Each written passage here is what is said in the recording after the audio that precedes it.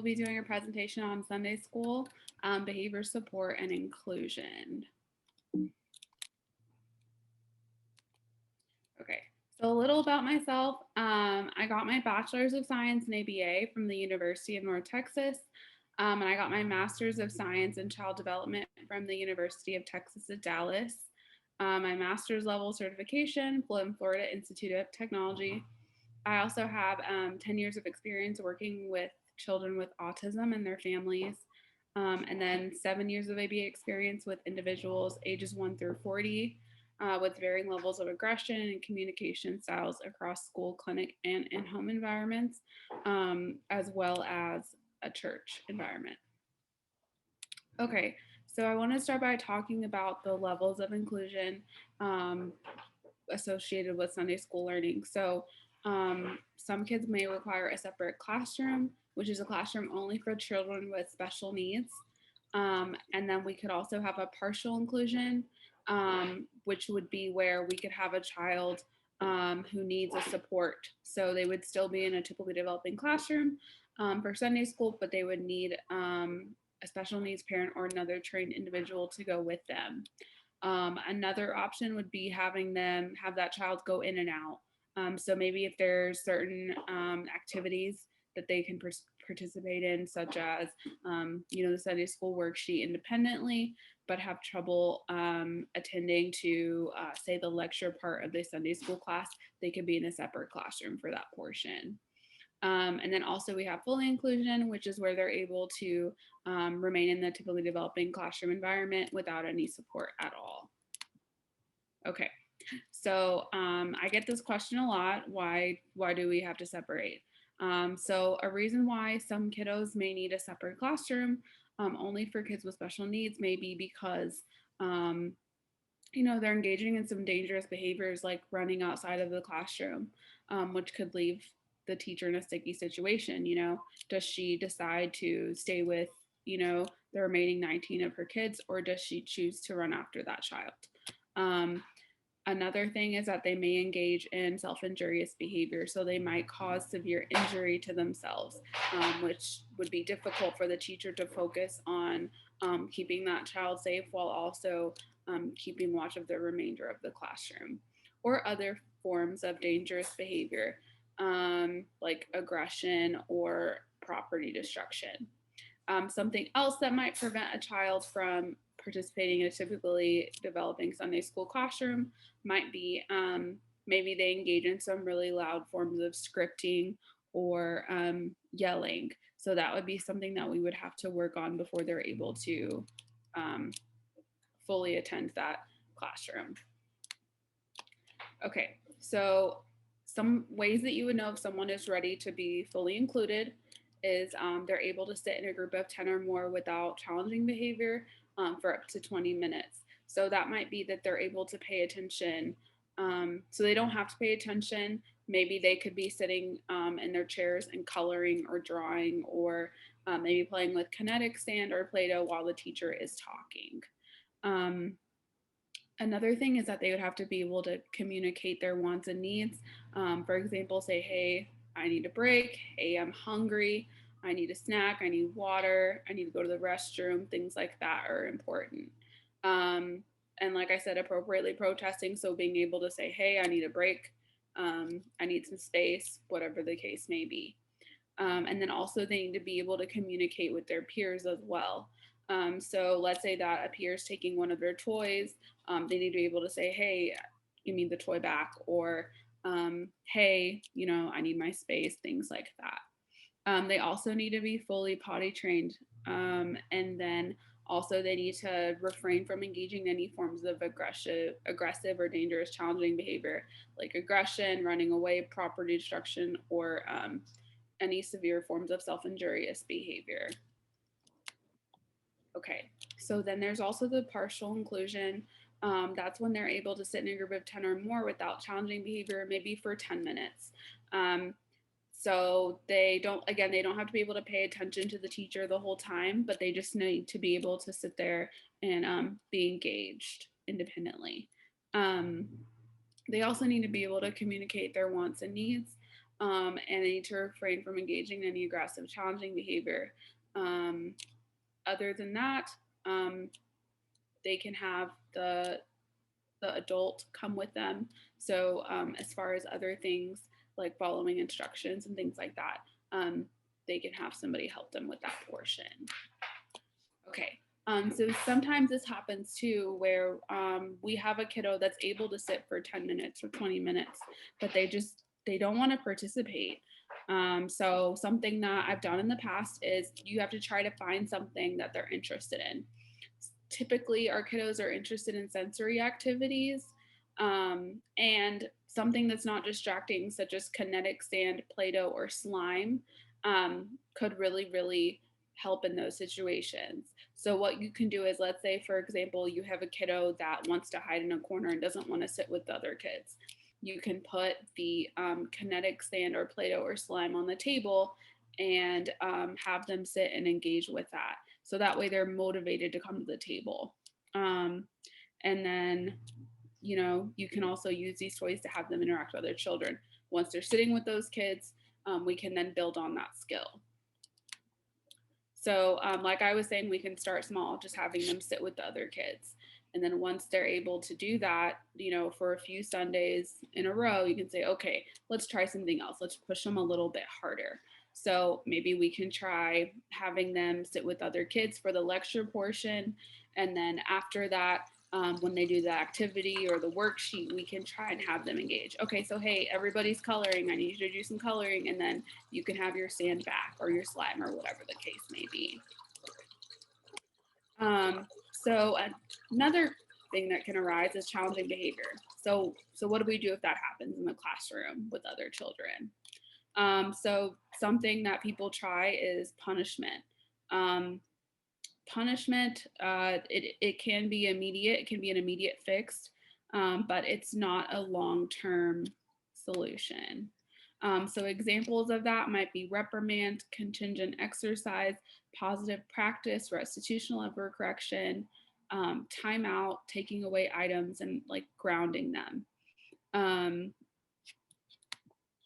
Okay, so we don't want to do this, especially in a Sunday school environment, because the child might just avoid coming to Sunday school. So that they might say, next Sunday, mom and dad are like, all right, let's go.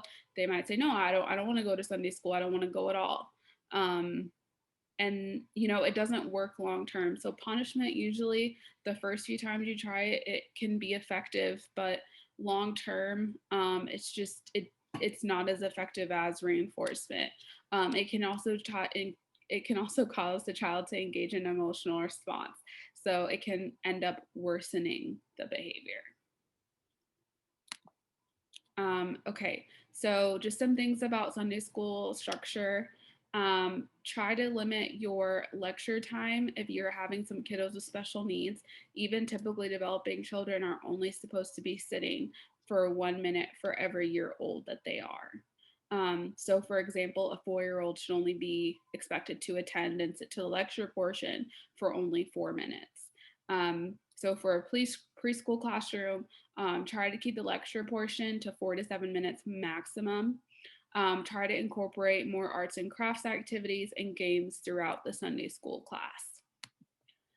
So some examples would be like Simon Says, Duck Duck Goose, Thumbs Up 7-Up, having them color, having them do freeze dancing, musical chairs, hot potatoes, charades, arts and crafts.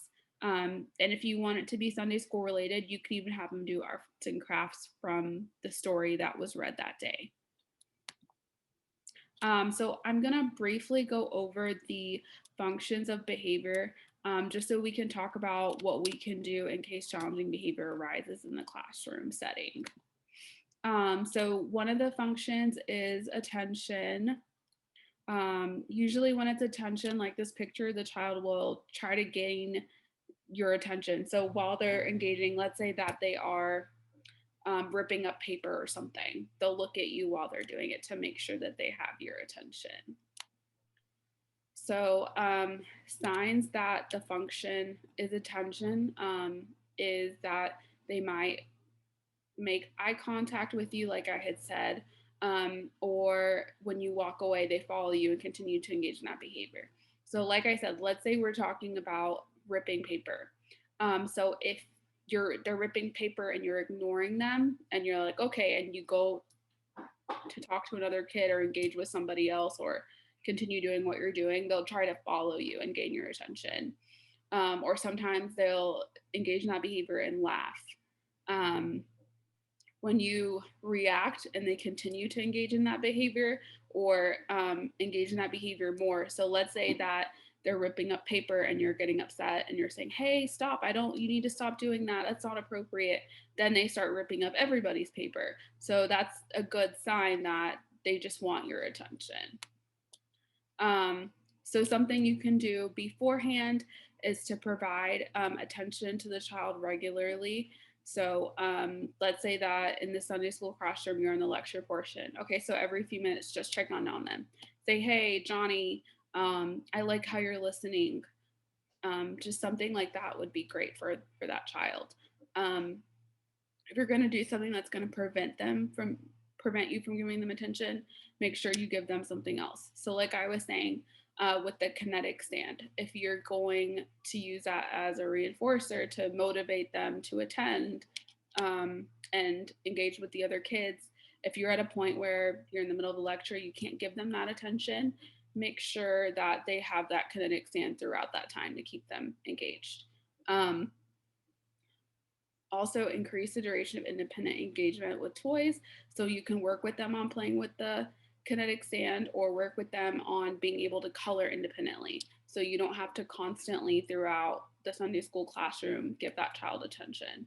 And then some of this too is just try to avoid, I know sometimes in that classroom it's easy to just say like, okay, here's my phone, just, keep yourself engaged. Try to avoid doing that because it's going to become an expectation that they have every single Sunday. And then what's going to happen is they're not going to engage with peers either. They're just going to be stuck to the phone. So they're not going to gain any social skills or anything. Okay. So something you can do is if that child has an aide that's coming with them or support staff, you can work with them on having them say, hey, look at me, or tapping you, or saying hey or hi when they want other people's attention. Okay, so what you can do is just ignore it unless it's a safety issue, then you shouldn't ignore it. Like if the child's running out of the room, we can't ignore that. So same thing. So like climbing or on furniture, running out of the house, any other forms of behavior that result in injury to other kiddos as well. So if they are going to hurt another kiddo or another individual, we can't ignore that either. Okay. And then if you ask them to do something, just make sure you have them do it. So if you ask them to like, hey, I need you to color this picture, you need to make sure that you follow through with that instruction as well. Just because they're hurting someone doesn't mean that they don't have to do what was asked of them. Okay, so tangible. This is going to be where an individual or a kiddo will engage in a behavior after you take something away. And then whenever you give them that item back, they stop engaging in that behavior because that's what they wanted. They got what they wanted. So they don't have to engage in screaming anymore, for example. So some antecedent strategies for that. So go ahead and set those expectations. Like we were talking with the kinetic sand, tell them, hey, I need you to play the game with your friends, and then you can have it back. And then just let them know. So in that situation, you set your expectation. If it's something else like a time situation, so like, hey, we're all going to go to the bathroom together for 10 minutes. When we get back, you can have your slime or you can have snack, something like that. And then if they're able to say something like, hey, I really want to take my kinetic sand with me, cool, go ahead and let them have that kinetic sand. Okay, so something else that you can work on them doing is just having them, like if you say no, have them work on accepting that. Have them work on waiting. requesting items appropriately and asking more time appropriately as well. So like, hey, I really want to take, or hey, I'm really, really hungry. Can I have a snack right now? Okay, cool. So you can say, okay, that's fine, and give it to them, or you could even say, okay, in 10 seconds we'll have snack, something like that, or I'll give you the snack first before the other kiddos. And then something else they might do is in order to escape. So if you're getting into the part of the lecture, like let's say you're about to do the worksheet or the activity or game, and they don't want to engage in that portion, you might get some pushback. So for example, like I was saying, it might occur at a certain time. So you're realizing, okay, right before we do a dance party at the end of class, um, you know, John is starting to scream. Um, or, hey, right after I tell them it's time to go to the bathroom, um, Amy starts throwing things. So it is most likely to occur in transitions as well, because even if you're saying, let's go to the bathroom, they may not want to go. Even though you're not telling them that they have to, they may just not want to go at all. So you can teach the child to appropriately protest and then just try to accept it as much as possible. Sometimes it's just not possible. Like if they ask for an extra snack and we don't have any, that would be a situation where we just can't accept it. But if we did have an extra one, we could say, okay, sure, you can have, one extra piece of fruit snack, but we have to share the rest with everybody, or something like that. Give them more breaks. And then if it's something like I was saying that they just don't like a certain part, you can go ahead and have them also have access to a preferred item. So if it's during the game, for example, with the class that they don't want to participate in, you can give them access to maybe some kind of sensory toy they can take with them, like maybe a small piece of slime or a squishy ball or something they can keep in their pocket. And you can also say like first then. So hey, first we're gonna play the game, then we're all gonna do a coloring worksheet or something that they would like after. And then also replacement behavior, so you can work on that child asking for a break appropriately. So for example, like I said, if it's part of the game that they just don't want to play, you could have them say, hey, I don't want to play the game today. And you could say, okay, that's fine, as long as you're able to tell me. Waiting for a break, complying with instructions, and also just being able to understand that sometimes the answer is no. Okay. And then some consequences. Just make sure that if they are engaging in escape maintain behavior, so they're engaging in something in order to get out of something else, just go ahead and make sure they still do that activity. So let's say that they are screaming. And instead of saying appropriately, hey, I don't need to go to the bathroom, I want to stay here, they're screaming. So you could say, okay, well, hey, we got to go to the bathroom now. Another thing is if they're running away from something, whenever the support staff is able to bring them back, have them do whatever the activity is. And then also just try not to scream or bring too much attention to it. So for example, if they run out of the classroom, just have the support staff go grab them, bring them back, and continue the activity. If it's something where you feel like you're not going to be able to have the child complete the task that you asked, then just prompt them to say, hey, I don't want to do that. But they need to come back first and ask appropriately. And then the last one is like I was talking about with the scripting. So sometimes kiddos will engage in the scripting behavior. That one is a harder one to control because it's automatic. So there's nothing that we can do to change the reinforcement that they're getting from it. It's kind of like if you have a bug bite or something and you're scratching it, we can't take the bug bite away. It's still going to be there.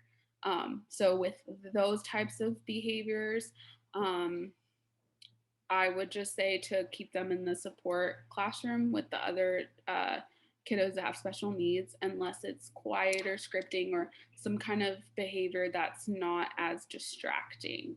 And of course, if you have concerns or anything, you are more than welcome to contact me or any other BCBA. and they can also help you with the automatic behaviors because they're really hard to control. Okay. Okay. So, Akmel Balal. I am an occupational therapist in Atlanta, Georgia. And right now I work at an outpatient clinic with children from the ages of like 0 to 9. And I graduated from Georgia State University in 2018. So it's been about 2.5 years since I've been practicing. So Zare, we will be talking about just sensory processing and how it impacts children. And this is more specific to like faith communities. So in this case, it will be like Sunday school and church services. Um, so መጀመሪያ ላይ we need to know what is sensory processing. So sensory processing is a general term that's used to describe like how our brain processes sensory information from our environment. ስለዚህ usually sensory ሲባል እኛ የምናስበው 5 ነገሮች ነው። like ምንሰማው ነገር፣ ምናየው፣ ምንቀምሳቸው ነገሮች፣ ምናሸታቸው ነገሮች ግን ብዙ ነገርን ሌላም ነገሮችን ነው የሚያካትተው ማለት ነው። ሶ vestibular input የሚባል አለ። vestibular input is እንዴት how we process movement ነው። እና ደግሞ proprioception ደግሞ እንዴት how we perceive like our body in space and how we are aware of where our body is. And ደግሞ ሌላኛው interception lets us know like just በውስጣችን መቼ እንደሚርበን መቼ እንደሚጠማን ሽንት ቤት መቼ መሄድ እንደሚሰማን ነገሮችን ነው የሚያጠቃልለው ማለት ነው። ሶ እነዚህ ነገሮች ከኤንቫይሮንመንታችን ነው የምንወስደው እና የውስጣችን ኦርጋናይዜሽን በጣም ኢምፓክት ያደርገዋል። ሶ ብዙ ጊዜ ልጆች you know if they can be very oversensitive to sensory input. So it could be too bright, it could be too loud. That's why a lot of times like ልጆች ጆሯቸውን ይዘው በጣም uncomfortable ይሆናሉ። የፉድ tolerance like difficulties አሉ። ብዙ ቴስቶች ቴክስቸሮች ነገር በጣም uncomfortable ላይሆኑ ይችላሉ። ሌላም ደግሞ ሙቭመንትን በጣም ሊሚት ሊያደርጋቸው ይላል። አንዳንድ ጊዜ ከፍ ያለ ቦታ መውጣት የማይፈልጉ ልጆች አሉ። ወይም ደግሞ በጣም ስፒን ማድረግ የማይፈልጉ ልጆች ደግሞ on the other hand በጣም sensory seek like movement seek የሚያደርጉ ልጆች አሉ። ሁልጊዜ ስፒን የሚያደርጉ ሁልጊዜ የሚዘሉ ከፈርኒቸር ጋር like የሚጋጩ ልጆች እና ይህን አንድ ቦታ መቀመጥ የሚከብዳቸው ልጆች አሉ። ሶ እነዚህን ሁሉ sensory processing ነው የሚያጠቃለው ማለት ነው። ስለዚህ እንዳልኩት sensory processing በጣም ኦቨር ሴንሲቲቭ ሆነው አቮይድ ሊያደርጉ ይችላሉ ልጆች። አንዳንዴም ደግሞ በጣም አንደር ሴንሲቲቭ ሆነው ሁል ጊዜ አንድን ነገር ሲክ ለማድረግ ነው የሚሞክሩት። በድምፅም ይሁን ሁል ጊዜ ድምፅን በመጫወቻ ድምፅን ደጋግሞ ማጫወትም ይሁን ወይም መብራት ማጥፋት ማብራትም ይሁን ደግሞ ወይ ሰው ላይ በጣም መታቀፍ የሚፈልጉ መተሻሸት የሚፈልጉ ሶ ይህን ሁሉ ነው የሚያጠቃልለው ማለት ነው sensory processing። እና አንድ ልጅ ደግሞ ይሄ sensory processing difficulty ካለው ቁጭ ብሎ ለመማር ይሁን ወይ ቁጭ ብሎ ከሌላ ሰው ጋር ለመሳተፍ በጣም ይከብዳል። ሶ ብዙ like modificationዎች ያስፈልጋሉ ለልጆቹ ማለት ነው። ስለዚህ አሁን sensory avoidant የሆኑ ልጆች they can be very sensitive to movement, to clothing, textures, to light, sound, could be to touch, or they could be sensitive to different kinds of foods. On the opposite hand, ደግሞ sensory seek የሚያደርጉ ደግሞ ሁልጊዜ they are constantly moving, jumping, spinning. They're not aware of their personal space. ስለዚህ ሁልጊዜ ከሰው አጠገብ ይተሻሻሉ ወይ ፈርኒቸር ላይ ይደገፋሉ እና ደግሞ ልብሳቸውን ይበላሉ ወይም ሌላ ነገሮች አፋቸው ውስጥ ሊከቱ ይችላሉ። ስለዚህ ሁልጊዜ በጣም ሲክ ያደርጋሉ sensory ራሳቸውን ሳቲስፋይ ለማድረግ ማለት ነው። እና ደግሞ እንደዚህ ውስጣቸው የሚሰማቸውን ነገር ሳቲስፋይ ካላረጋቸው ማለት ነው የሚፈልጉትን ካላገኙ ወይ አንዳንዴ በጣም በኤንቫይሮንመንታቸው ኦቨርዌልም ሊሆኑ ይችላሉ። ያኔ ሰንሰሪ ሜልትዳውን ልታዩ ትችላላችሁ። እያለቀሱ እየጮሁ ራሳቸውን ካም ለማድረግ የሚከብዳቸው ልጆች ይኖራሉ በዚህ ምክንያቶች ማለት ነው። እና አሁን ይሄ sensory processing difficulties when it comes to like እንደዚህ faith-based communities where church services ይሁን Sunday school attend ለማድረግ ሊከብድ ይችላል። ለምን? እንደዚህ አይነት ቦታዎች ብዙ ጊዜ ብዙ ሰው ያለበት environment ነው። በጣም መነካካት ይመጣል፣ ብዙ ድምፅ አለ። It's a very limited space. There could be loud music. There could be lots of clapping and bright lights and different kind of smells, and it could be very overwhelming. But ለልጆቹ በተለይ ባንዴ በጣም ሊበዛባቸው ይችላል። እናም ደግሞ ሌላ ነገር አንድ ቦታ ላይ ቁጭ ብሎ ለማሳተፍ ብዙ ጊዜ sensory processing difficulty ያላቸው ልጆች ይከብዳቸዋል አንድ ቦታ ለብዙ ደቂቃ ለመቀመጥ ማለት ነው። ስለዚህ usually እንደዚህ አይነት worship services you're required to sit still for a long time እና በዚህ ምክንያት በጣም challenge ሊያጋጥማቸው ይችላል። So ምን ማድረግ ይቻላል ብለን ስናይ the first thing education ነው. Whether it's educating parents or communities or just anyone involved in that setting. But sensory processing, autism, any kind of disability education ለሁሉም ሰው ያስፈልጋል። እናም ደግሞ like communicate ማድረጉ it makes it easier to explain what are the children's needs and how are we able to satisfy their needs ብሎ ለማየት ይጠቅመናል ማለት ነው። ሌላም ነገር ደግሞ አስተማሪዎችም ይሁኑ የፌት ሊደሮችም ይሁኑ ወይም the parents or caregivers, they should make note of like possible triggers. ይሄ ልጅ ምንድን ነው እንደዚህ reaction እንደዚህ ሊሰጥ የቻለው ለምንድን ነው ብሎ ማወቅ ያስፈልጋል። So like it's important to just write a list of things. What are the triggers? And what is the reaction? So what are the behaviors that you see? How intense is it? And how long is it lasting? And if there are any things that help calm the child down. So እነዚህን ሁሉ ነገሮች ማገናዘብ አለብን ማለት ነው through observation and education. So how to create like a sensory friendly church ብለን ስናይ the environment modifications ሊኖሩ ይችላሉ። So አካባቢያቸውን እንዴት አድርገን ልንቀይር እንችላለን to help them be able to regulate better. So the first thing is lighting.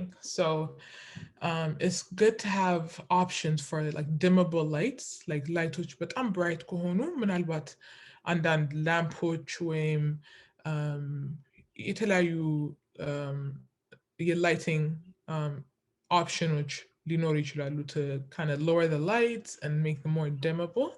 ሌላም ደግሞ to provide like noise canceling headphones for children that are very sensitive to sounds. And also to just make sure that the sound production is very clear. Static ያልሆነ ወይ አንዴ ጮክ አንዴ ዝቅ የሚል ነገር ሳይሆን more quality የሆነ sound produce የሚያደርግ ነገር መሆን አለበት እና to also provide seating options. ስለዚህ ምናልባት one part of the room could be too loud. ስለዚህ it's good to have like another option where ትንሽ ራቅ ብሎ ለመቀመጥ ወይ ወደ ጎንም ይሁን more ድምፅ የሌለበት ቦታ ለነሱ more reserve ማድረግ like for children that are more sensitive to sound. ሌላም ደግሞ another thing is it's good to have like a plan, like a printed service plan or a printed outline of what the class session is going to look like or the service program is going to look like, because it's very important to let children or anyone with any kind of sensory sensitivity to know like what to expect in advance so they're able to better prepare. So for example, a parent, if they know what's going to come, if they know oh በዚህ ሰዓት ሙዚቃ አለ በዚህ ሰዓት የሆነ session ሊኖር ይችላል ብለው they can help prepare the child to what to expect. Um, and that more can also be good to include in the plan what part of the room is quiet, what part of the room is designated for children that are more sensitive. And like I said, it's good to have seating options, um, and to also have seat other than a chair, to make sure that the chair is the correct size for the child. So make sure that they are able to functionally like support themselves, put their feet on the ground, so that their feet isn't hanging, so that their back is supported, and to also make sure that they have other options, like you can include like a rocking chair, bean bags, or cushions, or just other seating options for children, to help them just sit down longer. And another thing is to also include like a separate room, like maybe a screening room. So, for example, if the child is having a hard time participating in the bigger church service, to have a separate room with like a video and audio available, and maybe parents can join them, sit with them to follow along, making sure that that's quiet. But it'll be nice to have just a separate room designated for those children. Um, so, and that room could be like a sensory room. So, a sensory room is like a separate room that's created to provide the input that the child seeks. So, it could help them calm and regulate. So, if a child is just very overwhelmed in the bigger room, it would be nice to take them out, take them to a separate room where it is more sensory friendly. So, some of the equipments that can be added to this room are like I said, are like a rocking chair, beanbag chair. There could be some nice padded floor areas, low light lamps, like a mini trampoline for a lot of children that are seeking that movement, bouncy balls to give them just that up and down movement, to get them to just calm and kind of um, meet their threshold of what they are seeking. And also like weighted blankets, fidget toys. And I know Layla talked a lot about kinetic sand, Play-Doh. So just lots of things to manipulate, lots of tabletop toys like puzzles, just things to occupy them while they are seated, and like instead of giving them a phone or any kind of like um, electronic equipment. Um, and you could and like having swings and other suspended equipment is also an option, but I think it's very important to consider that there needs to be supervision and there are some safety concerns. So I think that should be more, if you're able to actually get professional like consultation about what kind of swings or how to use them, then that's another option too. But also just making sure that the sensory room is accessible to bathroom, and that it is in a quieter area, and it just has a good accessible entrance as well. So these are like some examples of a sensory room. So you can see like in the lower picture, there's some padded flooring. You can see some bouncy balls, the lighting, you have different lighting options. And even when you look at this, it can be very calming. So you can have this child just sit down, rock back and forth. They can seek movement through jumping. And it is like a nice just environment to be in to help that child calm and regulate. And yes, things to consider. So I think the purpose is just to create a space where everyone has the freedom to be able to just explore and express their faith in a more very inclusive worship community. So it's nice to be able to just communicate that with everyone, and to make sure that everyone is very open-minded and willing to learn, because it is like an ongoing learning process and something that could be added um, as we learn more, and as everyone kind of um, has like input on what to do. But I think it's also nice to have like a nice community support, because a parent, if everyone if you really do kind of share that education of what is sensory processing, what do these children need, um, and why is the child acting this way, or why are they reacting this way to certain like triggers or responses. um you're able, like, and other families are able to understand when they see your child, they know why that child is responding that way. They can, you can really, I think education is very important to, like, it's very important. I think the purpose of it is so that everyone could come together, and maybe you can even ask another family, oh, can you reserve the seat for me, because my child is more doesn't like being up close, or just it would just be nice to communicate that with everyone. Um so I think just making sure that we do create a space where everyone does feel welcome is very important. But yes, so Good sensory awareness slide and education that you gave it to us. Even by myself, even I have 20 years old and I still learned something from both of you. Laila, I know you have been involved a lot of Sunday schools, and I have a couple of questions for you. The first thing I think I will start is like with the behavior. Most of the times, what I have been seeing in a Sunday school is whether it is Ethiopian church or American church, parents when they drop off, they don't tell you how the night or the morning was.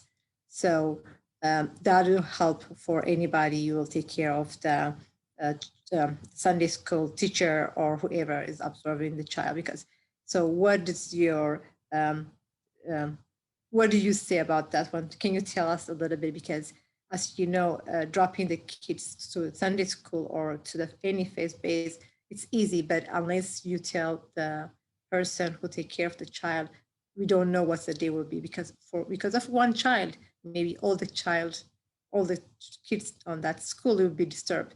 So what's your um, uh, what do you say about that one? Like when the people dropping the child to the Sunday school, what's the very basic things that we should tell the parent to communicate with the people who work on the Sunday school?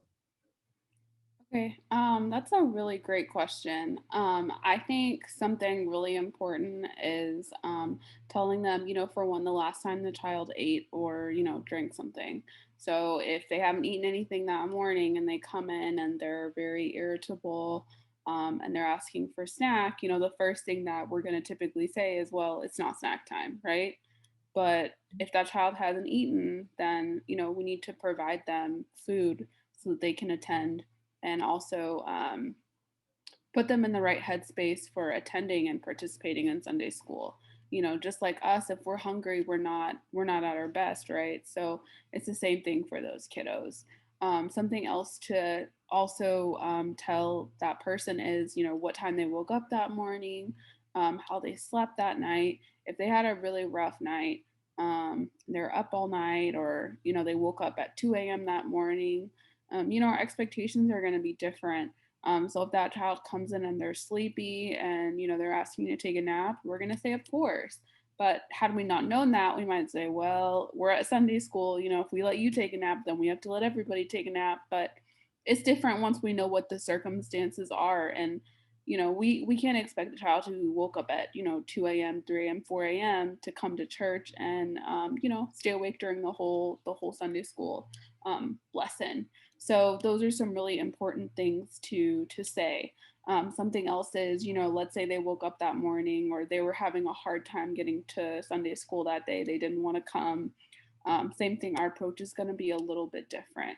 So if we know that they had a hard time getting there, they didn't want to come, we might try to meet that child where they are that day. So, for example, if they come in, they're very upset, we might try and have them go to the sensory room first, kind of have them calm down, get to a point where they can regulate their emotions, and then, bring them back to that classroom if they're ready to be fully included.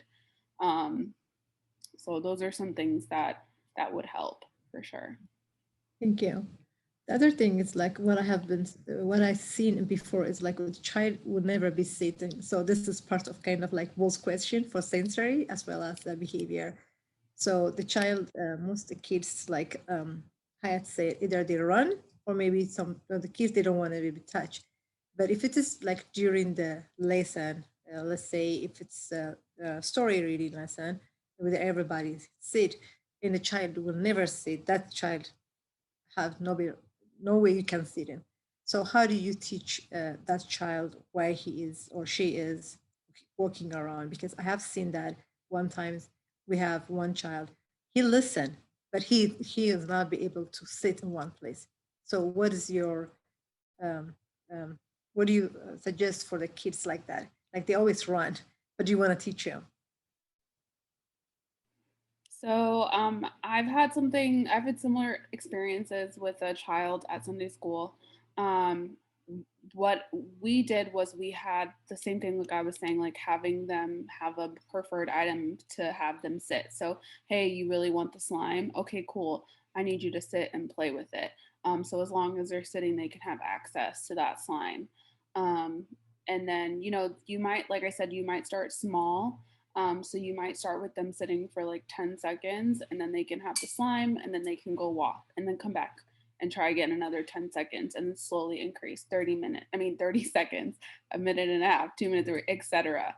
So that's one way that you can target it using ABA strategies. Okay, thank you, Laila. I really appreciate for your time, and really, it's a good PowerPoint that you presented. I'm sure when we start going to the churches or faith bases, maybe they might ask more questions, and we probably will be reaching with you. I really appreciate. Now, I have a question for Hayat about sensory. I know sometimes, like you said, it's most church they don't have that setting like to have more rooms for maybe it might be one room, but again the same thing like the kids might come with clothes that they never liked it and he's taking or she's taking clothes out, so and will be distracted everybody, right? So if the church or the faith base doesn't have that kind of space, how do you calm the kids down? Just giving me some a couple of example, like if that kind of thing is happen. So what do you do? How do you work in a small environment? You are mute. Yeah, that's a good question because a, a lot of churches may not have the option to have a separate room to make a sensory friendly room. So it is a good question. I would say the first important thing is, like I said, make note. Like, when does your child react this way? Um, and then it's important to know your child. Sometimes it's hard to find the specific reason why a child might react a certain way, but make note of, when do they respond? What are they responding to? What is making them uncomfortable, what is making them want to remove clothing items. Or so once you realize that, it'll be easier to be able to assist a child. But before that, I think the way to use your space, even though you may not have a certain room, you can go to like a corner where it is more quiet. You can go to a quieter area. You can even step outside, help the child calm down. You can go for a nice walk outside. You can come with like a nice like a toy or some kind of fidget item that calms your child. So sometimes you'll see some children carry like soft blankets with them, or they may have a favorite book, or some kind of textured material that helps them calm. So like I said, it's important to know your child and to see what works. So you can use those things to help them calm. Or you can even do certain you can even do like certain bouncing motions, or um like whether it could be rocking back and forth, it could be squeezing them, kind of giving them like that deep pressure input, where you can squeeze their arms, kind of pat them on their back, because that some children may be seeking, um, kind of the opposite of, some children may be oversensitive and start removing. Another child may be seeking input, so you can give it to them through touch. And I think just environmentally you could remove them from that specific area to help them calm, and then when they're ready they can come back. But it is hard. I think it's important to kind of meet your child where they're at and figure out why they're responding that way before anything else. Okay. And the other thing is like most faith-based places, they are very loud. And I Yeah. know you mentioned a couple of things like having them in a different area or headsets, like sound blocking headsets.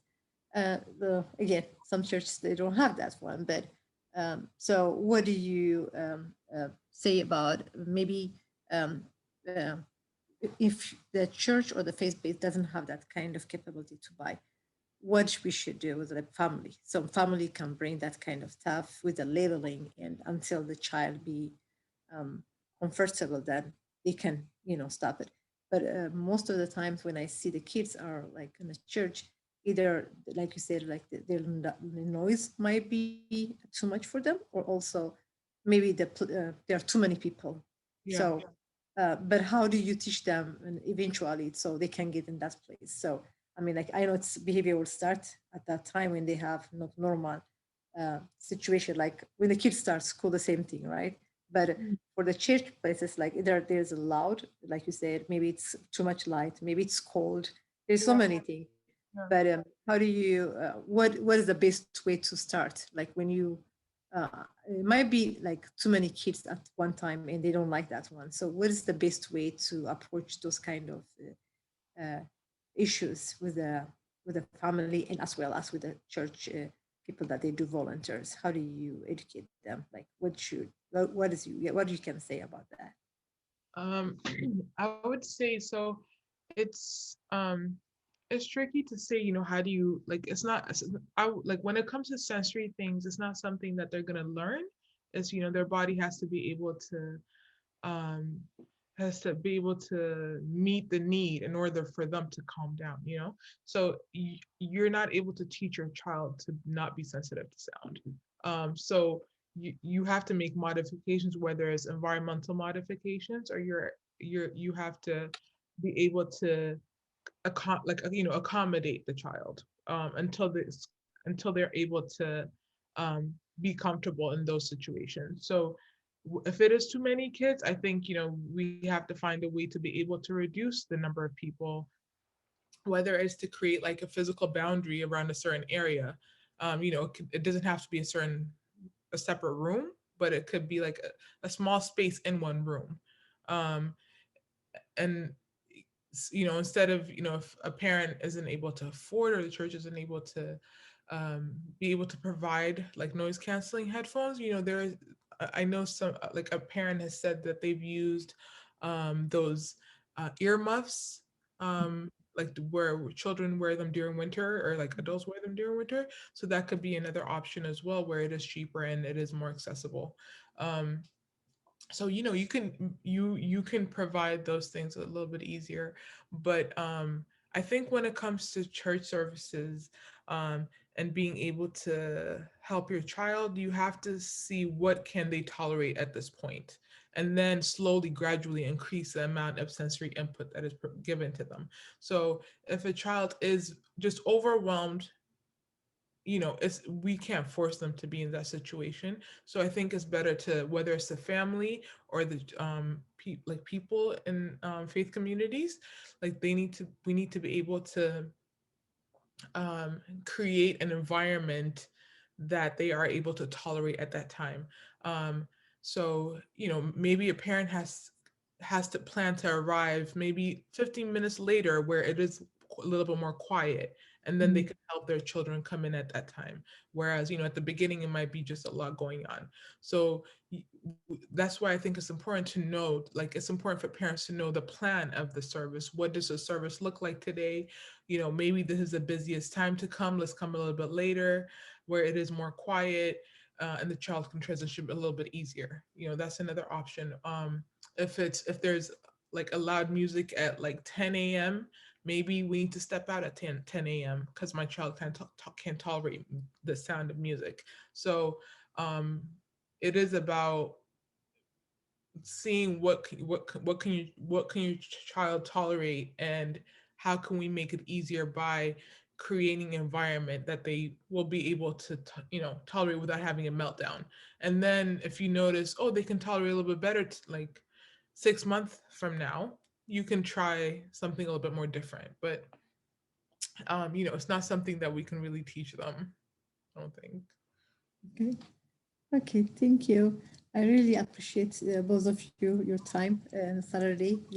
It's a busy day, and I really appreciate Liala presenting a behavior support and inclusion, and Hyat sensory awareness. I know there might be more questions come back after we send this one to the face basis, and maybe we can go and of course help them out.